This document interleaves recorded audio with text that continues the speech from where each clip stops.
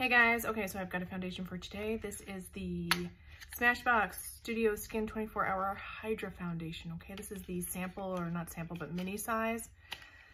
I hauled this the other day. If I could get it out of the box, that'd be great. That would just be really great if I could get it out of the box. There we go. Now this is 0.34 fluid ounces, $15 for this teeny tiny bit of makeup. It better be good. It better be really good. That's all I have to say. So, all right, let's see if we can get this on. I don't know anything about this. Let's read some claims, shall we? Feels a little thin. Our most loved 24-hour foundation in a mini size. Take this on the go to even skin tone and blur imperfections so you can face anything, anywhere. Medium to full buildable coverage, natural matte finish, and won't oxidize. Oh, is that so? Oil-free formula, controls shine all day and won't cause breakouts, won't settle into lines and pores. Transfer, sweat, and humidity resistant, vegan.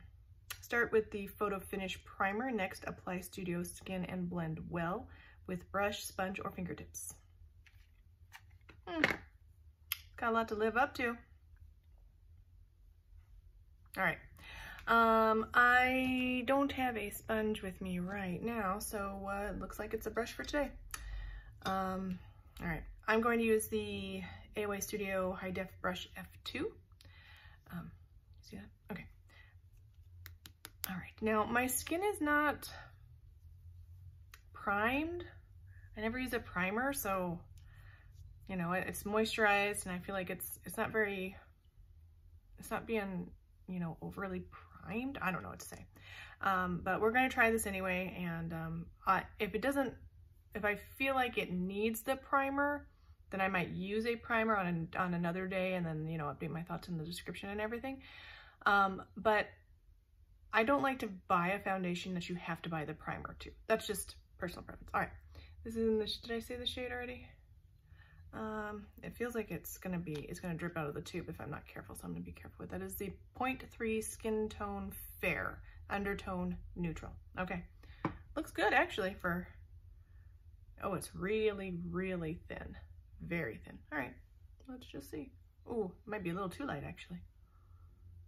It does seem pretty neutral of an undertone though. It's almost like white.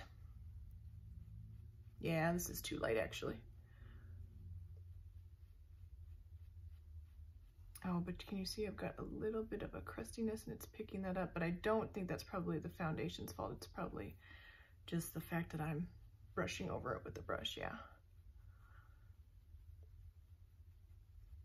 I'm gonna be a very, very fair-skinned today.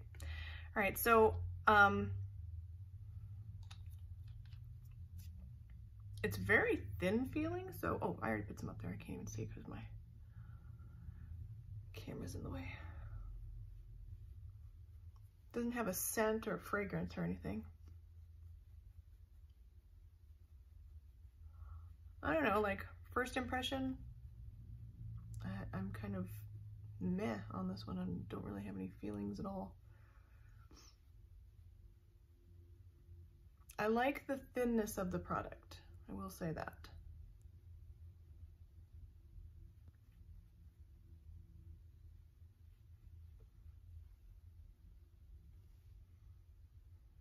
Okay, so I don't know, it just seems pretty average to me at this point, actually. It does look like it has a soft matte finish, not terribly matte, but I mean, it still could be in the process of drying down. I'm gonna put a little bit more in this area right where I have a couple of hyperpigmentation spots from a couple of blemishes that I had.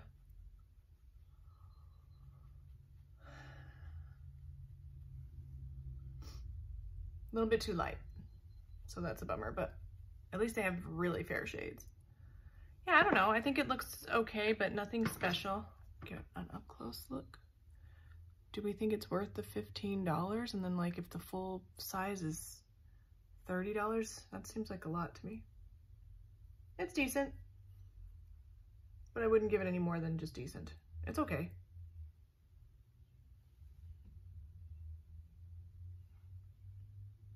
It's not sticky, a little tiny bit maybe, but it feels like it's gonna dry down. Yeah, it feels like it's gonna dry down, but it still has got a tiny bit of a glow to it, a tiny bit. I feel like this is gonna be one that like really mattes down. Yeah, natural matte finish and won't oxidize. I probably could have used a little bit of oxidization on today with this because it's so white. I don't know. I don't feel one way or the other about it at this point. It just, okay. So shall we do the other side? I don't really have a concealer or anything to do.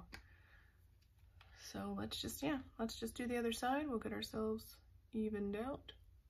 It's kind of a lot. That's probably too much. I do like the idea of having a travel size of a foundation, because then you don't have to bulk up your whole pack with a giant foundation. If you do a lot of traveling, like I don't do a lot of traveling. I am going on vacation pretty soon here though. A few weeks. Family vacation, y'all. It's about time.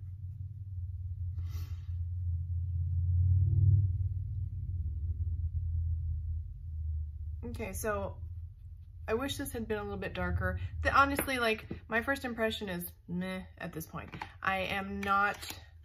This is actually reminding me, now that I think about it, is reminding me almost exactly of the Covergirl one that I just did the other day. I'll put that in the description, which one that was. And I have a video on it. It has a red cap. I can't remember what it's called. I do not have it with me because I returned it. I did not like that foundation. I can't remember what it's called, some long-lasting foundation, but the same thing is like the shade was really, really fair, which is a plus for fair girls. And I've never tried a Smashbox foundation before, so I wasn't really sure what to expect. But this shade right here, if that's the shade of your foundation, that's about right. It's just really, really, really white. So 0.1 for good fair shades for fair girls. But other than that, it's just not looking that amazing. Honestly, it looks almost exactly like that Covergirl one that I tried the other day, the newer one.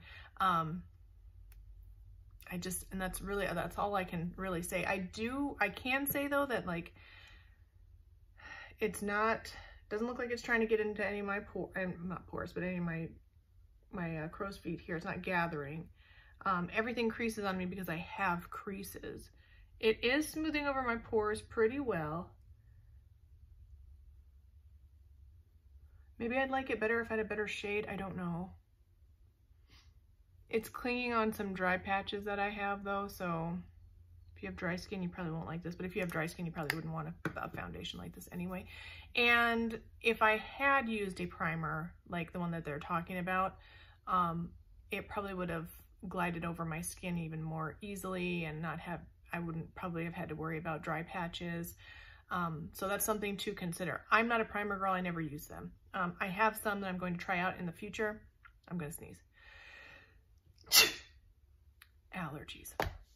So I don't know, as a first impression, this is not one that I would run out and get. Now I will wear it for the rest of the day, update my thoughts in the description.